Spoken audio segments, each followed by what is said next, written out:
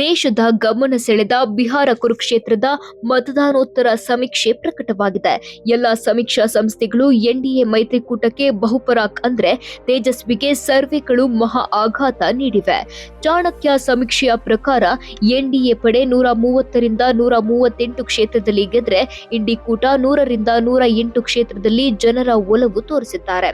ಮೆಟ್ರಿ ಸಮೀಕ್ಷೆ ಪ್ರಕಾರ ಎನ್ಡಿಎ 147ರಿಂದ 167 ಕ್ಷೇತ್ರದಲ್ಲಿ ಗೆದ್ರೆ ಮಹಾಗಠಬಂಧನ 70ರಿಂದ 90 ಸ್ಥಾನವನ್ನ ಗೆಲ್ಲಲಿದ್ಯಂತೆ. ಪ್ರಜಾಪೋಲ್ ಅನ್ನೋ ಸರ್ವೆ ಅಂತೂ ಮೋದಿ ಪಡೆ 186 ಸ್ಥಾನ ಗೆಲ್ಲುವ ಮೂಲಕ ಬಿಹಾರ ಕುರುಕ್ಷೇತ್ರ ಗೆಲ್ಲಲಿದೆ ಎಂದು ಹೇಳಿದ್ರೆ ಇಂಡಿ ಕೂಟ 50 ಕ್ಷೇತ್ರದಲ್ಲಿ ಗೆಲುವು ಸಾಧಿಸುತ್ತೆ ಅಂತ ಭವಿಷ್ಯ ನುಡಿದಿದೆ. ಇಟಿಜಿ ಅನ್ನೋ ಸರ್ವೆ ಮಾತ್ರ ಇಂಡಿ ಕೂಟದ ಪರ ಭವಿಷ್ಯ ನುಡಿದಿದೆ.